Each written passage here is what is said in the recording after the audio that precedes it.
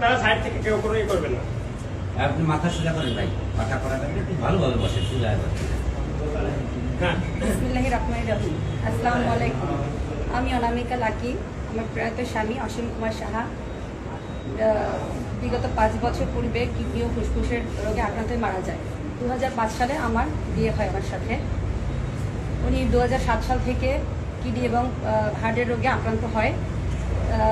ওনাকে আমি বিভিন্ন চিকিৎসায় ওনাকে নিয়ে বিভিন্ন জায়গায় ঘুরতে হয়। 2008 সালে আমার প্রথম কন্যা অর্পিতা লাবণ্য জন্ম হয়। তারপর চলতে থাকে আমাদের স্বাভাবিক জীবনযাপন। প্রতি বছর ওনাকে নিয়ে আমার ব্যাঙ্গালোর যেতে হয়। তারপরে আমার 2020 সালে আমার ছোট আরেকটি বাচ্চা জন্ম হয়, ওর নাম অঙ্কিতা সাহা বাবলি। তারপর উনি করোনাকালীন সময়ে ফুসফুসে আক্রান্ত রোগে মারা যায়। ওনার শেষ ইচ্ছা ছিল, উনি মৃত্যুকালে আমাকে বলে গেছিল ওনাকে মাটি দেওয়া হবে।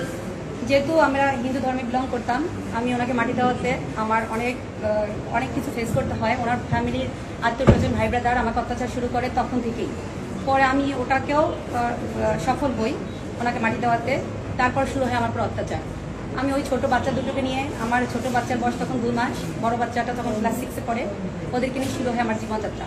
আমার স্বামী রেখে যাওয়া দোকানটা, আগে থেকে ওনাকে হেল্প করতাম দোকানের কাজে, ওই দোকানটা আমি চালাতে সক্ষম হই। তারপরে আমার হাজব্যান্ডের ভাইরা আমাকে বিভিন্নভাবে অত্যাচার শুরু করে ওখান থেকে বিতাড়িত করার জন্য।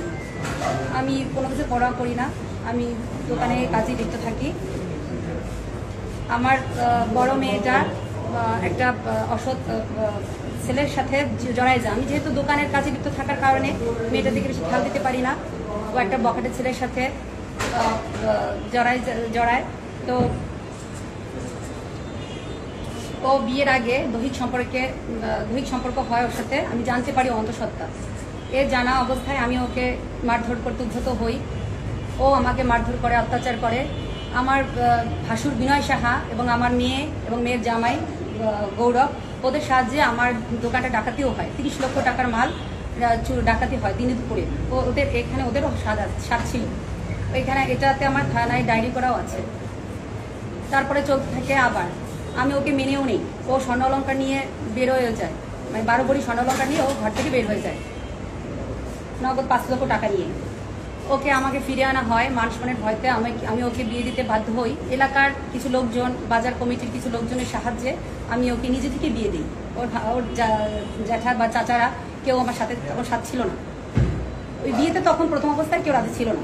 আমি মেয়ের সুখের জন্য, ও গলায় দড়ি দেয়, ও মারা যায়, বিভিন্ন কারণে ওকে আমি বিয়ে দিতে বাধ্য হই। বিয়ে দেওয়ার পরে চলতে থাকে আমার দোকান, চলতে থাকে ওদের জীবন। ওদেরকে আমি সাহায্য করি। আজকে আইফোন, কালকে কলেজের ফি, এটা সেটা করতে করতে আমি একদম দিশাহারা হয়ে যাই। ওদের অত্যাচার শুরু হয় আমার পরে। মেয়ে জামাই গৌরব সাহা আমাকে বলে যে তোর মা হট অ্যান্ড সেক্সি। তো এই সব কারণে আমি বিভিন্ন কথা শুনতে থাকি, মেয়ের টর্চার সহ্য করতে থাকি। মেয়ে আমাকে কখনো খুন্তি পড়া, কখনো আয়রন স্যাক, এভাবে আমাকে টর্চার করতে থাকে দোকানটা নেওয়ার জন্য। আমাকে বলা হয় যে তুমি এখন ঘরে থাকো, দোকানটা আমরাই সামলাবো। কিন্তু আমি ভাবি যে আমি একটা অল্প বয়সী মেয়ে, আমি যদি বাসায় থাকি, ওদের অল্প বয়সী জীবন, ওরা এখনও নাবালিকা সবাই, জামাইয়েরও বয়স কম, মেয়েরও বয়স কম। তো আমি দোকানটা দিতেও ইচ্ছুক হই না। তারপরে চলতে থাকে আমার অত্যাচার। এই অত্যাচারে আমি ওদের প্ল্যান শুনতে পাই যে ওরা আমাকে মেরে ফেলার একটা প্ল্যান করতেছে। পরে আমি নিজে থেকে ওদেরকে সেটা বাঁধানোর পর ওকে ঘর থেকে বের করে দিই। তারপরে শুরু হয় আবার অত্যাচারিত হয়ে আমি সিদ্ধান্ত নেই, আমি আমার হিন্দু ধর্মের ভাই ব্রাদার কাছে, আমার আত্মীয়-স্বজনের কাছে, সবার কাছে হেল্প চাই, কিন্তু কেউ আমাকে হেল্প করে না। পরে আমি সিদ্ধান্ত নিই যে আমি আমার ধর্ম চেঞ্জ করব। এদিকে আমি আবার স্নাতক লাভ করি ইসলামের পরে। ইসলামের পর আগে থেকে একটা টান ছিল।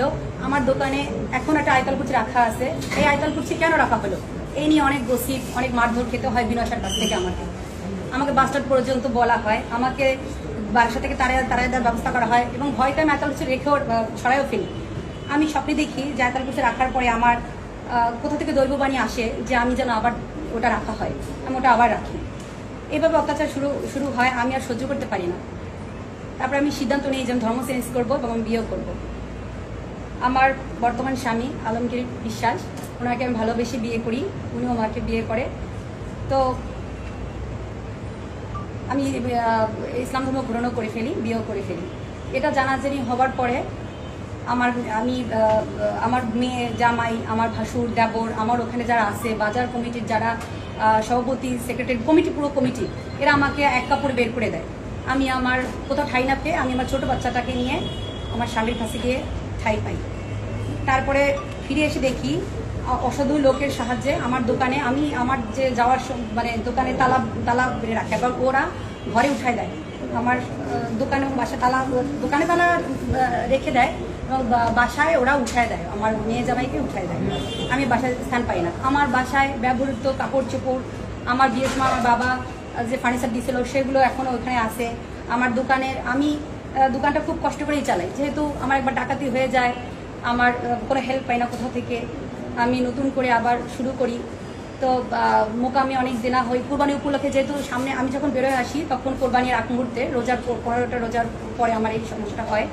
তো কোরবানি উপলক্ষে আমি কিছু মাল উঠাই, যে মাল উঠানোর পরে এইভাবেই তো ব্যবসাটা চলে প্রতিনিয়ত। মাল উঠানোর পরে আমি সেল দিই, দেন আমি টাকাটা মোকামে পেড করি। তো আমি আমার মোকামে টাকা ওখানে রাখা আছে, ওখানে স্বর্ণ রূপা অলংকার রাখা আছে, বিভিন্ন কাস্টমারদের স্বর্ণ অলংকার রূপা রাখা আছে, অর্ডারি মাল রাখা আছে। তো এইগুলো আমি এখন দিতে পারছি না। আমাকে বিভিন্ন থেকে মোকাম থেকে ফোন দেওয়া হচ্ছে, বিভিন্ন কাস্টমার বিরক্ত করতেছে, আমার নামে থানা মামলা করার হুমকি দেওয়া হচ্ছে। পার্কাতি বাজারে আমি ঢুকতেই পারি না, আমাকে জীবনাশের হুমকি দেওয়া হচ্ছে, আমাকে হত্যার হুমকি দেওয়া হচ্ছে, আমাকে মেরে ফেলার হুমকি দেওয়া হচ্ছে। ভয়ে আজ আমি আপনাদের কাছে হাজির হয়েছি। আমি আমার দোকানের রাখা যে স্বর্ণ অলংকার এগুলো ফেরত পেতে চাই। এগুলো ফেরত পেলে হয়তো আমি বেঁচে থাকতে পারবো। আমি হয়তো আমার কাস্টমারদের, আমি যে আখেরাতের জন্য ইসলাম ধর্ম গ্রহণ করছি সে আখেরাত আমারটা খুব দরকার।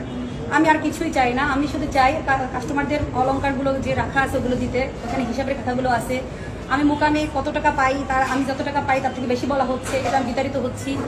আমি চাই আমার ওই খাতাগুলো আর দোকানে স্বর্ণ অলংকার আমাকে ফেরত দেওয়া হোক, যাতে করে আমি আমার মান সম্মান নিয়ে, যতটুকু মান সম্মান বেঁচে আছে ততটুকু নিয়ে বাঁচতে পারি আমি স্বামী, মেয়ে, ছোটো মেয়েটাকে নিয়ে।